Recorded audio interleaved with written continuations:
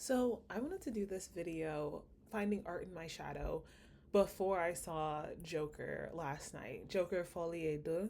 I don't know how to pronounce it. That might have been a very Nigerian accent there.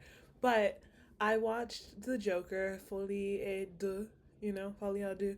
And like it started with the clip of Joker and his shadow and the cartoon, and like I knew it was going to get into just finding art and finding something powerful in your shadow, and whether or not the Joker will embrace his shadow or reject the shadow, or at least Arthur Fleck will embrace his shadow or reject his shadow. I believe by the end he rejected his shadow and he got the comeuppance for it. But there is so much that your shadow, and your shadow is just the things that you reject or repress in yourself that you don't want to see.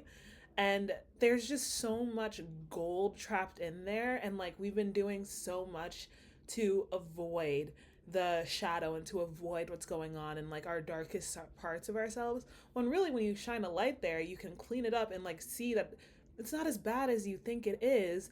And it's coming from a place of truth and from cause and effect. I really wish I put my candles on today, but I forgot to turn my candles on. Whatever.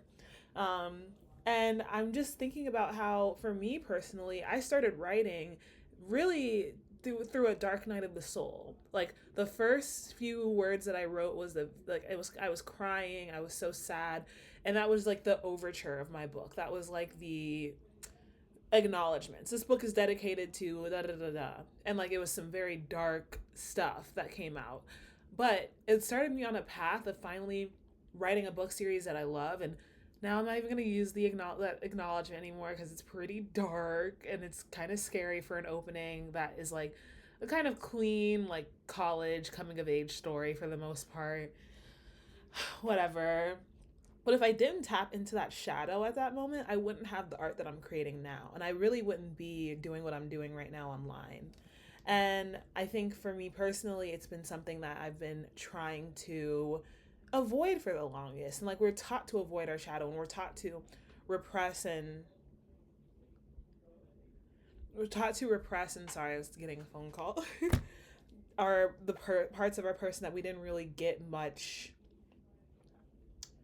what's it called, support from. So like in the Joker, basically the whole book or the whole movie was about how he had this mother that abused him and made him into this person, and like his coping mechanism instead of crying has been to laugh because his mother told him that laughing is what holds like what makes people happy, and like making other people like happy is why he was put on this planet. And he had accepted this light behind a lot of the action that his mother had put on without, addressing and like looking at the shadow of what's going on in his person.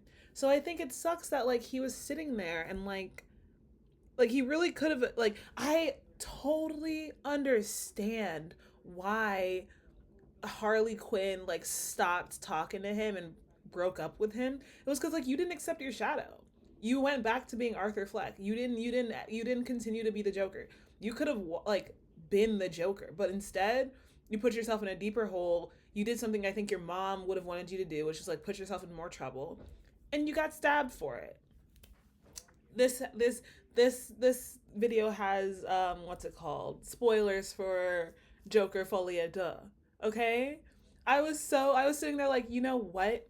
And then like at the end he's sitting there talking about like the ha ha ha, and like he turned into the Joker. I was like, that's right. That psychopath that he met on the street, that's right. That is the Joker. We need the Joker. By the end of this, I was sitting there like, man, did we need the Joker? Man, I wish we had the Joker all along. But there is something so beautiful to find in your shadow. And like, even though, and like Joker, Arthur Fleck's shadow did create the Joker, even though he didn't end up being the Joker in the end? And I wish he was able to actually be the Joker because he could have been the Joker. But I think he was old, he was abused. The psychopath, which I don't think Arthur Fleck was a psychopath. We by the end of the movie series, we know he was reacting. He was doing cause and effect of a society that mistreated him, while the real Joker is someone that can actually do, like, there's this book called The Wisdom of Psychopaths, how saints, spies, and serial killers, well, we can learn from saints, spies, and serial killers when it comes to their own success. And I think it's very important to sit around here and like try our best to learn from how people, and like not even like try our best, but like the Joker should have learned from all of the people and all of those people that needed him. He was thinking about how this one person needed him and how this one person loved him when it was the city that was rioting on behalf of Arthur Fleck.